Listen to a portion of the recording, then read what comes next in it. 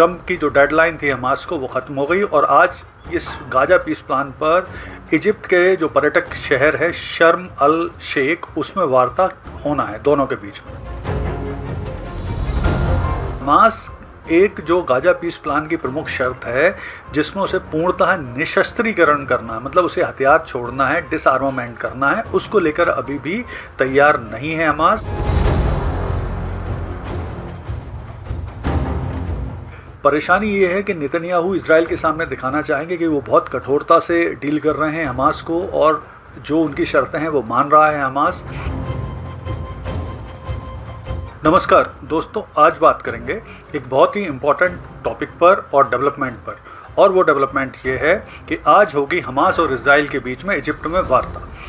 देखिए, जैसा कि आपको पता है कि ऑलरेडी ट्रम्प का जो गाजा पीस प्लान है उस पर आमतौर पर जो अरब देश हैं, भारत है और दुनिया के बहुत सारे देश हैं वो एग्री कर रहे हैं और उनको ये प्लान ठीक लग रहा है।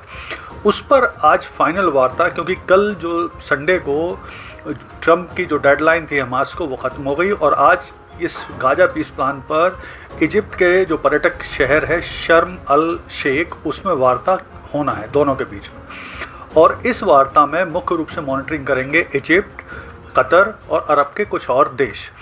यहाँ प्रमुख रूप से दोनों के बीच में डिस्कशन होना है कि युद्ध विराम कैसे हो, बंधकों की रिहाई कैसे होगी और जो गाजा पीस प्लान के अन्य बिंदु हैं उस पर भी डिस्कशन होगा। ये मुझे लगता है ऐसा पहली बार है जब डायरेक्ट वार्ता होना है। हालांकि इसमें भी लेके थोड़ा असमंजस है कि क्या ये वार्ता डायरेक्ट होगी दोनों के बीच में या इसमें भी अप्रत्यक्ष तरीके से कतर, इजिप्ट वगैरह का सहयोग होगा, तो देखते हैं। खैर, लेकिन प्रमुख रूप से जो वार्ता का बिंदु है ये स्पष्ट है कि युद्ध विराम कैसे होना है और बंधकों की रिहाई कैसे होगी, इस पर बातचीत होगी।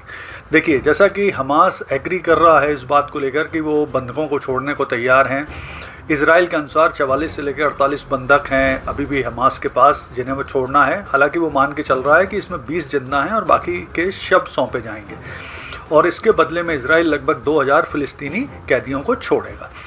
इसके अलावा लेकिन इसमें परेशानी क्या है इस वार्ता में कि हमास एक जो गाजा पीस प्लान की प्रमुख शर्त है जिसमें उसे पूर्णतः निशस्त्रीकरण करना, मतलब उसे हथियार छोड़ना है, डिसआर्मामेंट करना है, उसको लेकर अभी भी तैयार नहीं है हमास। और इसी तरह से इस गाजा पीस प्लान में जो एक प्रमुख शर्त है कि इजराइल पूरी तरह से बमबारी बंद करेगा फ़िलिस्तीन की, गाजा की, उसको लेकर इजराइल भी तैयार नहीं है। तो यहाँ पर पैंच थोड़ा सा फंसा हुआ है।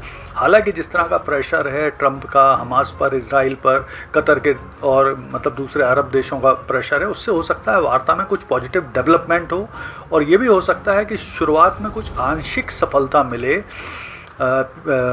सीज़ फायर को लेकर या दूसरे गाजा पीस प्लान के बिंदुओं पर लेकर। तो शुरुआत होना आवश्यक है, लेकिन इस वार्ता में कहाँ परेशानियाँ आ सकती हैं, कहाँ पे पैंच अटक सकता है, उस पर भी बात करते हैं। तो सबसे प्रमुख चीज़ है जहाँ पैंच अटक सकता है वो है हमास पूरी तरह से निशस्त्र होने के लिए कहीं से भी तैयार नहीं है। उसका स्पष्ट कहना है कि ये तो एक तरह से उनके मतलब जो फ़िलिस्तीन की वो हो जाएगी, हार ही हो जाएगी, तो वो तैयार नहीं है। जबकि इजराइल और यूएसए की केंद्रीय शर्त ये है कि हमास पूरी तरह से निशस्त्र होगा और साथ में वो किसी भी तरह से फ़िलिस्तीन के लिए, गाजा के लिए बनाए गए किसी भी सरकार में, प्लान में, प्रशासन में शामिल नहीं होगा। दूसरा एक जो प्रमुख प्रॉब्लम है दोनों के बीच में लैक ऑफ ट्रस्ट है। हमास का ट्रस्ट नहीं है इजराइल के ऊपर, इजराइल का ट्रस्ट भी नहीं है हमास के ऊपर। तो ये भी एक बड़ी परेशानी है। इसे दूर करने में अरब देशों का, कतर का, इजिप्ट का एक महत्वपूर्ण रोल हो सकता है। फिर है परेशानी ये है कि नेतन्याहू इजराइल के सामने दिखाना चाहेंगे कि वो बहुत कठोरता से डील कर रहे हैं हमास को और जो उनकी शर्तें हैं वो मान रहा है हमास। इसी तरह से हमास के ऊपर भी प्रेशर होगा कि वो जो गाजा के लोग हैं उनके सामने खड़ा हुआ दिखाई दे, क्योंकि उसकी वजह से ही पिछले 7 अक्टूबर 2023 से लेकर अब तक 65,000 गाजा के निवासी मारे जा चुके हैं। तो हमास के ऊपर भी प्रेशर है। तीसरा प्रेशर है जो ट्रम्प की समय सीमा दी गई है ट्रम्प के द्वारा हमास को कि उसे एक बिल्कुल समय सीमा के अंदर डिसीजन लेना है। उससे भी हो सकता है कि वो बचने की कोशिश करे और हो सकता है इस जल्दीबाजी में, समय सीमा की जल्दीबाजी में कुछ गलत या ऐसे निर्णय हो जाएं जो भविष्य के लिए अच्छे ना हो। लेकिन अगर इन सारी स्थितियों में देखें तो एक जो सबसे इम्पॉर्टेंट चीज़ उभर के आती है वो उभर के आती है गाजा की वर्तमान स्थिति। फ़िलहाल गाजा की बहुत बुरी स्थिति है, लगभग 70% गाजा नष्ट हो चुका है, वहाँ पर मानवीय संकट है, वहाँ भुखमरी फैली हुई, उन्हें तुरंत मानवीय सहायता की ज़रूरत है। तो इन स्थिति को देखकर मुझे लगता है शायद हमास कुछ समझौते करने को तैयार हो, दुनिया का प्रेशर हो, गल्फ़ कंट्रियों का प्रेशर में वही चीज़ माने। तो कुछ भी हो, मैं कह रहा हूँ आंशिक युद्ध विराम हो या आंशिक गाजा पीस प्लान को सफलता मिले, लेकिन कम से कम वार्ता आरंभ होना इस बात का संकेत है कि शांति स्थापना की दिशा में कदम उठाए जा रहे हैं। सबसे बड़ी चीज़ ये है कि अगर ये वार्ता सफल होती है, आंशिक तौर पे भी सफल होती है, तो निश्चित तौर पे फ़िलहाल जो गाजा में मानवीय सहायता की ज़रूरत है वो कम से कम दी जा सकेगी और आगे डिस्कशन हो सकेंगे।